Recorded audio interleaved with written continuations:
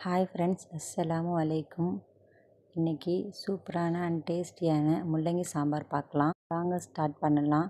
First பருப்பு எடுத்துகிட்டு கழுவிட்டு கொஞ்சம் வாஷ் பண்ணி வச்சுக்கோங்க. அப்புறம் வெங்காயம், பச்சை மிளகா, பூண்டு, தக்காளி, மஞ்சத்தூள், ஜீரகம் போட்டு ஒரு 4 விசில் அடித்து வச்சுக்கோங்க. இப்போ தாளிக்கலாம். கடாய் வச்சுக்கிட்டு எண்ணெய் போட்டு கடுகு, உளுத்தம்பருப்பு, பெருஞ்சீரகம், காஞ்ச மிளகா, கருவேப்பிலை போட்டு நல்லா தாளிச்சுக்கோங்க. அதுலேயே கட் பண்ண முள்ளங்கி போட்டுக்கோங்க. பெருங்காயம் கொஞ்சம் போட்டுக்கோங்க. முள்ளங்கி கொஞ்சம் வதங்கி வந்ததுக்கப்புறம் சாம்பார் பொடி நான் 1 ஸ்பூன் போட்டிருக்கேன். அப்புறம் நல்லா வதங்கி வரத்துக்கு கொஞ்சம் கல்லுப்பு போட்டிருக்கேன்.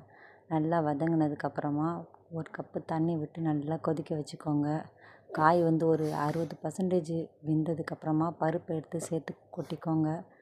கொட்டிட்டு நல்லா மிக்ஸ் பண்ணி ஒரு 10% இல்லை ஒரு 10 மினிட்ஸ் வேகட்டும். அதுக்கப்புறமா கொத்தமல்லி தழை போட்டு இறக்கிடலாம்.